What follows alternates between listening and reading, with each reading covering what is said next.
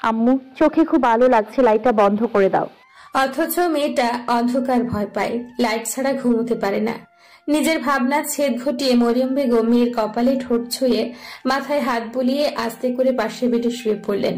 কিন্তু চোখ কেবল বুঝে এসেছে তখনই শুনতে পেলেন স্পর্শীর করুণ স্বর। চট করে উঠে দেখেন পেটের ব্যথায় ছটফট করছে স্পর্শী, আর মামা বলে পেট ধরে আর্তনাদ করছে।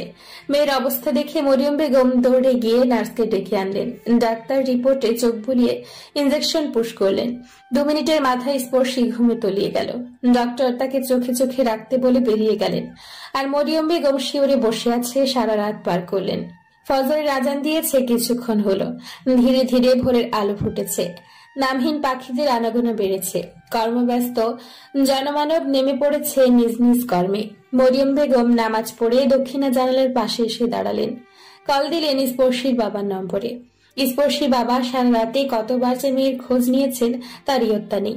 উনি যখন নামাজ পড়ছিলেন তখনও কল এসেছিল একবার। মেয়ের যা অবস্থা, খোঁজ না পেলে দুশ্চিন্তা করবে, কারণ স্পর্শী ওনাদের দুজনেরই কলিজা, প্রাণ পাখি, বেঁচে থাকার একমাত্র অবলম্বন ওনাদের মেয়ে। অথচ এই মেয়েকেই রুদ্র হেলা করার দুঃসাহস দেখাচ্ছে। হসপিটালে যার তার ভরসায় রেখে চলে যাচ্ছে। এই ঘটনা নিজের চোখে না দেখলে বিশ্বাসই করতে না রুদ্র এমন কাণ্ডজ্ঞানহীন, তার দ্বারা এমন কিছু ঘটতে পারে। এই কাজের জন্য উনি ফিরে গিয়ে একটা ব্যবস্থা করবেন। অনেকক্ষণ ধরে এমন নানান চিন্তায় মশগুল মরিয়ম বেগম। একটু পরে এই মেয়েকে নিয়ে ঢাকার উদ্দেশ্যে বেরিয়ে যাবেন। হয়তো রুদ্রের সঙ্গে দেখাও হবে না, তার কাছে কাজ আগে, কাজেই মজে থাকুক সে। উনি যখন নিজের ভাবনায় মশগুল তখন কেউ একজন দরজায় নক করল। মেয়ের দিকে একবার তাকিয়ে উনি দ্রুত দরজা খুলতে এগিয়ে গেলেন, নতুবা নক করার শব্দে মেয়েটার ঘুম ভেঙে যেতে পারে। উনি দরজা খুলে দেখেন একজন মাঝবয়সী মহিলা ঝাড়ু হাতে দাঁড়িয়ে আছে। মূলত কেবিন ঝাড়ু দিতে এসছে। ঘড়িতে তখন 7:02। মরিয়ম বেগম ওনাকে নিঃশব্দে কাজ সারতে বলে দরজার কাছে দাঁড়িয়ে রইলেন। রুদ্র নেই, তার মানে সারা রাত বাইরে কাটিয়েছে। এবার ওনার ভেতর থেকে এক দীর্ঘশ্বাস বেরিয়ে এলো। মেয়ের ভবিষ্যৎ নিয়ে সত্যিই চিন্তা হচ্ছে।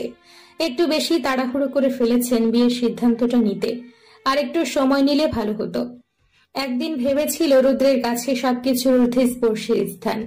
আর যাই করুক, স্পর্শীকে নিয়ে ওনাদের আর চিন্তা করতে হবে না। এখন রুদ্র আছে, রুদ্রই সব সামলে নিবে। কিন্তু কে জানতো রুদ্রই হবে ওনাদের ভাবনা চিন্তার আরেকটা কারণ। যার কাছে সম্পর্কের চেয়ে রাজনীতি বড়। প্রিয় মানুষগুলো মরে পচে গলে যাক, তবুও তার কাজ আগে। কেবিন ঝাড়ু দেওয়া হয়ে গেছে। মরিয়ম বেগম নার্সের সঙ্গে কথা বলছিলেন, তখন বড় মা ও দাদিমার কেবিন থেকে বেরিয়ে এলেন। স্পর্শীর হালচাল জিজ্ঞাসা করলেন। ততক্ষণে রুদ্রের বাবাও সকালের জন্য নাস্তা এনে খাওয়ার তাগাদা দিলেন। দাদিমাকে সঙ্গে নিয়ে হালকা নাস্তা সারতেই নার্স এসে ওষুধ দিয়ে গেল। স্পর্শী ঘুম থেকে উঠলে ওনারা বেরিয়ে পড়বে ঢাকার উদ্দেশ্যে। গত রাতে রুদ্র নিজে ওনাদের এয়ার টিকিট কনফার্ম করে রেখেছে। ওনারা খেয়ে টুকটাক জিনিসপত্র গুছিয়ে রাখলেন। সকাল 8:20 স্পর্শীর ঘুম ভাঙল। এদিক ওদিক তাকিয়ে একা একা উঠে মুখ ভার করে বসে রইল। মরিয়ম বেগম তাকে ফ্রেশ করিয়ে নাস্তা খাইয়ে মেডিসিন খাইয়ে দিলেন। তারপর ড্রেস বদলে নতুন এক সেট 3 পিস পরিয়ে দিলেন। 3 পিস কোত্থেকে এলো উনিও জানেন না, তবে বেডের উপরেই ছিল। হয়তো স্পর্শীর বড়মা রেখে গেছে। এই মুহূর্তে অবান্তর চিন্তা ভাবনা না করে উনি যত্ন করে মেয়ের চুল আঁচড়ে বেঁধে দিলেন। এরপর মেয়েকে নিয়ে কেবিন থেকে বের হলেন। ততক্ষণে রুদ্রের বাবা হসপিটালের বিল পরিশোধ করে চলে এসছে। স্পর্শী ঘুরে ঘুরে বড়দের মুখে মুখে তাকাচ্ছে। কেউ বলছে না কেন রুদ্র কোথায়। সে কি আসবে না? যাওয়ার আগেও দেখতে পাবে না অপ্রিয় মানুষের মুখখানা? চলো চলো চোখে এসে মাকে আঁকড়ে ধরে লিফটের দিকে পা বাড়ালো। বহু কষ্টে তার কান্না আটকে রেখে নিচে নামতেই দেখে রুদ্র গাড়িতে হেলান দিয়ে দাঁড়িয়ে আছে। চোখে ব্ল্যাক সানগ্লাস, পরনে গত রাতের শার্ট প্যান্ট। সে এক মনে ফোনের দিকে তাকিয়ে আছে। হঠাৎ মুখ তুলে তাকালো ওদের দিকে। সানগ্লাস থাকায় বোঝা গেল না ঠিক কার মুখ পানে তাকিয়ে আছে সে। তারা ধীরে ধীরে পা ফেলে গাড়ির দিকে এগিয়ে গেল। রুদ্র গাড়ির দরজা খুলে দিতেই সকলে এসে একে একে উঠে বসল। দাদিমা আপন মনে একা একা বুকে চলেছে। গাড়ি চলছে এয়ারপোর্টের দিকে। স্পর্শী তার মায়ের কাঁধে মাথা রেখে অপলক লুকিং গ্লাসের দিকে তাকিয়ে আছে। সারা রাতে তৃষ্ণা মিটাচ্ছে এভাবে তাকিয়ে থেকে। তারপর যথাসময়ে এয়ারপোর্টে পৌঁছে গাড়ি থেকে নামতেই সজোরে গাড়ির দরজায় বাড়ি খেল স্পর্শী। ব্যথা চোটে চোখে পানি এসে গেছে। মরিয়ম বেগম মেয়ে ছটফটানি দেখে রেগে কিছু বলতে রুদ্র বলল, তোমরা এগো, আমি ওকে নিয়ে আসছি।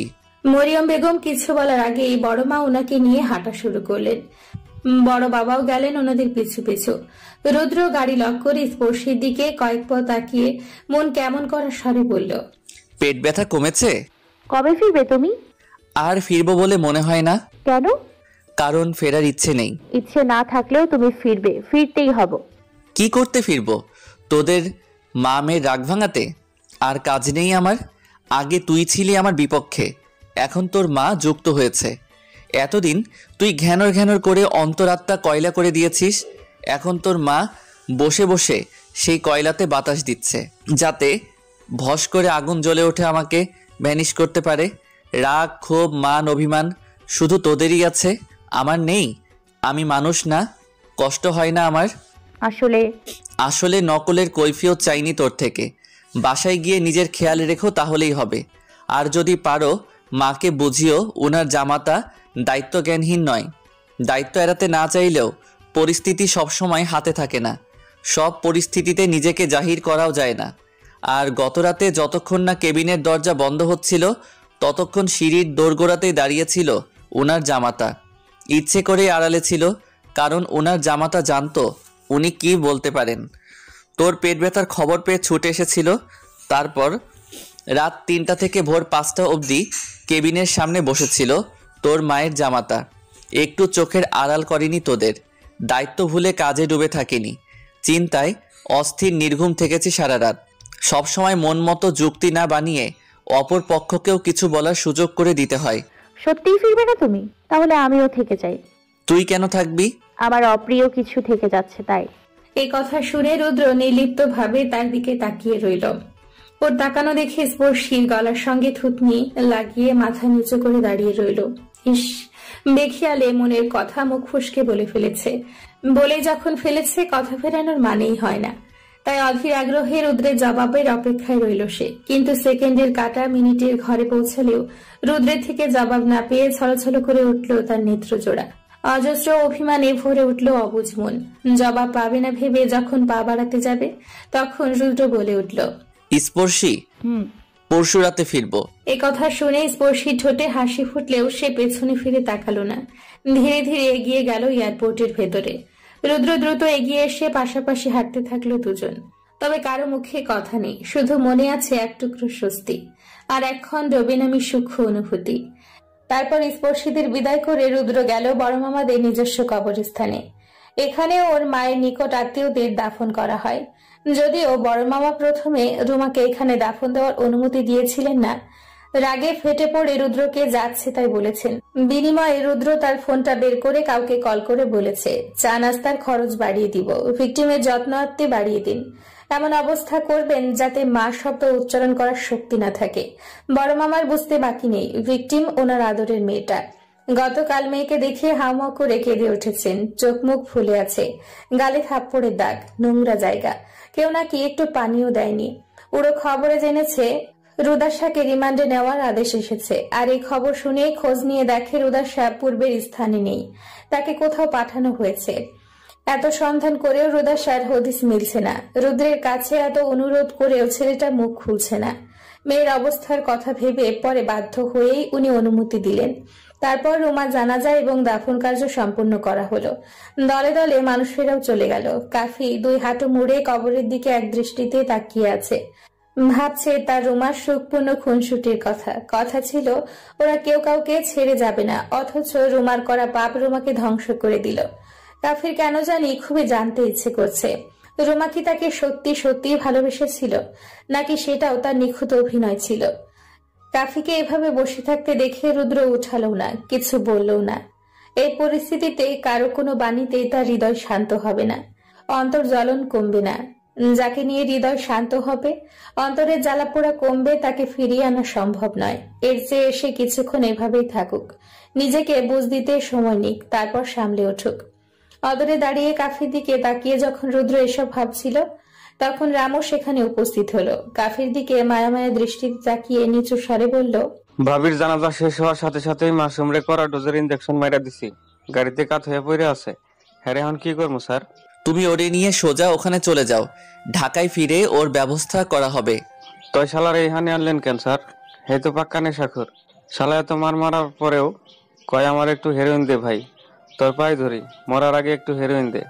হ্যাঁ নেশার পেরা উঠছে, মার তার গায়ে লাগে না, তার হিরোইন লাগবে।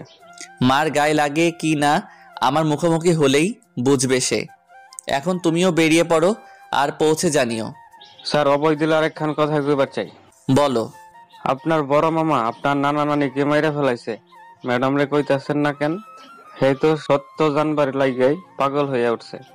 মারে অন্ধকারে রাইখা কতদিন সত্য লুকাইবেন স্যার? এটা কি ঠিক হইতাছে? আর ম্যাডাম যেভাবে অপরাধীকে গরু খুঁজা খুঁজে বেড়াইতেছে, সত্য কতদিন বা আড়াল করান যাইব? জায়গা নিরাপদ নয় রামু। যে স্যার বুঝেছি। তারপর রামু প্রস্থান করলো। কাফি ততক্ষণে উঠে সে রুদ্রের পাশে দাঁড়িয়েছে। হঠাৎ কি মনে করে কাফি বলল, এমিলি আপনার আর স্পোর্টসের পিক এডিট করে হাজিবাজি ভিডিও বানিয়েছে আর বলেছে তার লোকদের না ছাড়লে ওইসব ভিডিও ভাইরাল করে দিবে। সামনে ভোট, এই কাজ করলে। পৃথিবীতে দুই নারীর জাত ভীষণ ভয়ঙ্কর, এক মায়াবতী, দুই ছলনাময়ী। এদের কাজই হচ্ছে পুরুষদের ঘায়েল করা। তবে এদের পার্থক্য রয়েছে। জানো কি সেই পার্থক্য? এরা কেউ পুরুষদের হৃদয়ে ঢালে ইস্ক, কেউ বা ঢালে বিষ। কিছুক্ষণ আগে স্পর্শীরা বাসায় ফিরেছে। বাসায় ফিরে তার মুখে ফুটে উঠেছে প্রাণোচ্ছল হাসি। বিশাল অট্টালিকা হোক অথবা কুড়ে ঘর, যার যেখানে মন টিকে সেটাই তার প্রশান্তির আবাস। এখন যেমন নিজের বাসায় পা রাখতে না রাখতেই তার মন মেজাজ ফুরফুরে রূপ ধারণ করেছে। অসুস্থ বোধ অনেকটাই কমে গেছে। বুক চাপা দীর্ঘশ্বাস বিদায় নিয়েছে, তবে মনে হচ্ছে বহু বছর পর নিজ আলোয় পা রেখেছে। তার ছোট থেকে বড় হওয়া এই বাসাতে হঠাৎ তার অনুপস্থিতিতে বাসাটাও বুঝি তার বিরহে কেঁদেছে, মুখ মলিন করে তাকে খুঁজেছে।